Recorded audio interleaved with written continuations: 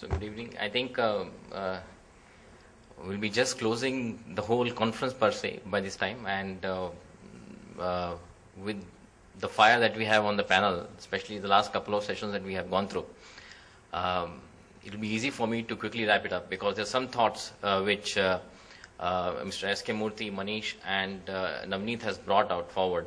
And this will help in terms of bringing all that into the concept that I'm trying to bring into picture. So first of all, the last session that we have seen, we had a complete idea about the globalization aspect, innovation, and complexity. These three are the paradigms of driving the IP underneath it. And innovation is changing at a very escalated rate. And that's what we are seeing in IT side of it, because IT is getting very close to the business operations per se. Not only the technology which goes into the business, but as well as from a business methods point of view, a lot of things that is happening in IT services space, which is getting very close to the business process of the organization. So I'm coming from that perspective. I'll bring that aspect out quickly. So there are three agendas over here. I will talk about what's happening on the IT technology space, how it is rapidly changing the way we work today. Example was given by S.K. Murthy in terms of how the cloud is coming into picture and how you're finding multi-party inventions taking place. It's not just one small set of people working in-house on set of technologies. We're talking about people who are co-inventing across the boundaries and on different technology space. So how to handle downwards the issues that comes into IP is something which is going to be critical down the line, because we are seeing the complexity of the inventions IT space is increasing, with the globalization and innovation aspects coming in at a very rapid space. The second aspect is about the software asset management, which is becoming more and more important today in IT space. We need to set up the right boundaries of these inventions when they're put to use. Manish talked about the term source code. In fact, I think now in future we'll be having a term called code source. You need to code the source. I think if you don't code the source properly, you don't tag it to the owners, down the line, when we mix up together in terms of whether it is inventing or utilization of it, which is global operation, for example, with the cloud, it's very difficult to control the user per se. We are asking user to be mobile, right? So user could be using that particular invention, or what to say, putting that particular invention in practice in one country, which is not in our control in terms of mobility is concerned. And the invention has been protected in another country.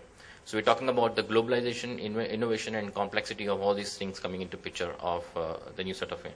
So we need to have the software assets which we are bringing up to be managed properly while we are creating it, while we are using it. In fact, the way we are going, we have seen the terms called co-inventing or co-creating. We have also gone through the term called co-competing. I think now the time that we are seeing through this IT space is co-consuming. With the cloud, we are actually co-consuming. So that's why some of the issues which Mr. S.K. Murthy has pointed out about is direct infringement versus the joint infringement. Those issues will come up down the line more and more because the technologies are being co-consumed. So who has to be responsible for what piece? And the last basically is one of the working solutions that we're trying to bring all these things together is the space of enterprise architecture. And enterprise architecture is basically a complete view, top-down, from your employees or your customers or users to what technologies that we bring in place for being in business with them, right? So that's the scope of enterprise architecture. I'll just quickly give you a view of all that. So what's happening in new technologies, what we are seeing, anything in IT space is basically getting virtualized down the line, right? So we are talking about infrastructure, which is being commoditized. Right, so the way you are going to license those operating systems or servers in infra space or the hardware is going to be different from the way we procure today. So we are not procuring anything on CapEx side, we are actually procuring them as a services. So what kind of a tie-up we have when we are, or what kind of liabilities we share when we have the underlying infrastructure like that, where we don't have even visibility of what we are running these on. Then we are talking about applications that we are going to use. Again, those are the applications which we are not developing. If you are developing those applications, we are very clear about how it is being developed. And in fact, you can talk about infringement avoidance, you can talk about IP clearance, IP risk, all those aspects when you are actually developing these applications in-house.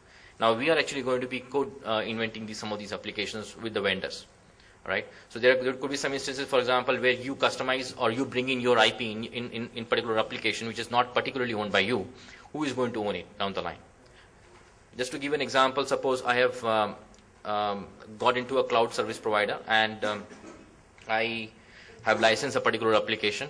I go ahead in terms of using it for my consumers and employees. But the responsibility of customizing or bringing certain new features which are specific to me, my organizations, we continue to do that. So how we will be able to ensure that the new IP that is generated on top of the existing software code is code sourced, right? So in the sense, like, I need to have a clear idea about this is owned by my company or by me. Tomorrow, to avoid any litigation with the cloud service provider itself, if they launch new releases which have the same kind of features down the line, right? So how to continue to own, co-own, and how to have a clear idea about where we are creating our own IP and where we are liable, where we are not, is actually getting filtered across all the layers, in infrastructure, in applications, in processes, and from the end in terms of utilization, the user space, the business process, the end user, because you're talking about utilization on various devices, the tablets, the communication on the phone and the laptops and PCs and so on, which are also virtualized, and you have your IP sitting on those devices as well. So the IP is getting very fluid, and it's very difficult to find out who owns what piece, and if there is, in case of any infringement, who is liable for what. So the idea is, from an IT service point of view, and people who are going to be developing new applications on the cloud, they need to be very particular about developing what kind of IP they're developing, maintain the portfolio of the IP, be very clear about the value of that vis-a-vis the other players who are working on that. So this is going to be very critical down the line, and to ensure that we have complete watch on it, we need some practices in place. For one of them is software asset management itself. Now this is what is getting more and more rigor in IT industry, especially it came from an angle of the piracy. We are talking about the productivity suits or software which are shrink wrap software, right? We were talking about the piracy from that angle, and then software asset management basically came from that perspective. But this is getting more and more mature and advanced when we're talking about the virtualized way of operation. So we need to not only know where is our IP today, on which cloud it is sitting, how we are controlling the access to the people inside the organization and outside the organization, how we are renting or leasing or co-inventing with us, how the IP is shaping as a whole, and vis-a-vis the provider, how much it has been licensed for, and how we are using it internally. Are we in compliance with that or not? So it's very difficult until we don't have the right kind of tools which can monitor these clouds from all the IPs that we have actually got in on certain licensed, whether it's a per user basis or it's a per installation basis or per instance basis, right? So there are different agreements which are being formed by different vendors for usage of these IPs. We need to monitor and ensure that this is in compliance with that. So the software is, earlier we were depending upon IP to come into the market and then look and invoke some of these IP laws. And some of them are not provoked till we get into some kind of a litigation or infringement, right? But over here, it's very important for any inventor or co-inventor in space of cloud to have this particular IP knowledge upfront in space. And some of them, we need not follow the certain process that we are following today traditionally, but we need very strong support from the tools itself to give us evidence for, as a part of the forensic or audit, to fight the case for litigation or infringement. So those tools need to be matured enough to actually let you know where the infringement happened, who did it, in what quantity, and stuff like that, to actually value the infringement and the litigation cases.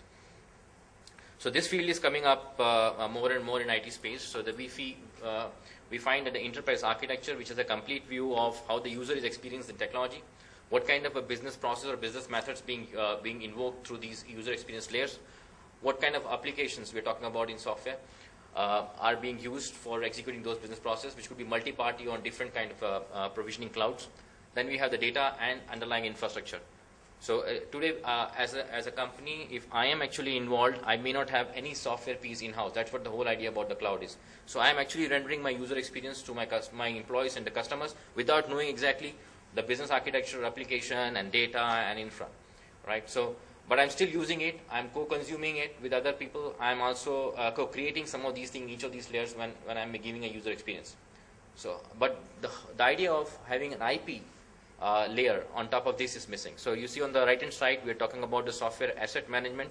which primarily coming from a license point of view, but it's going to be a tools which will going to discover where these IPs are and how we are storing and using it.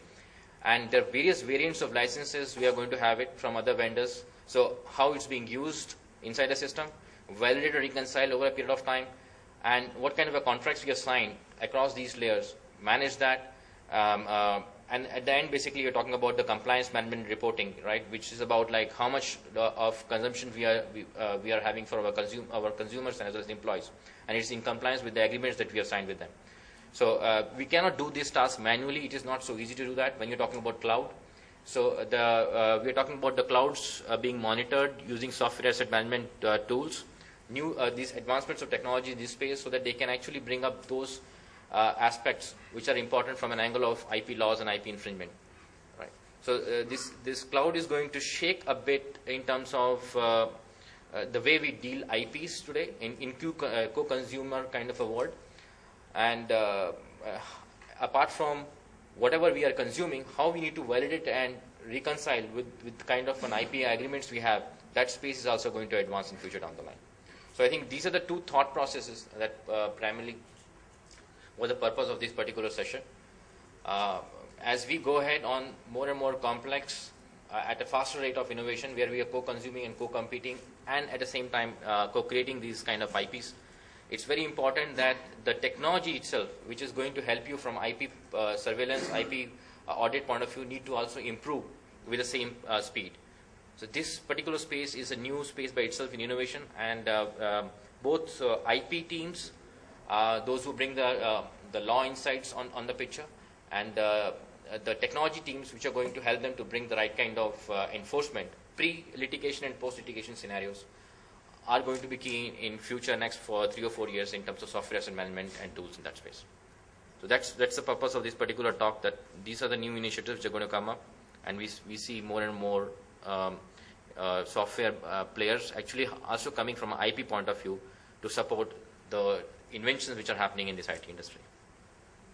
With this, basically this session is over. Thanks for your time.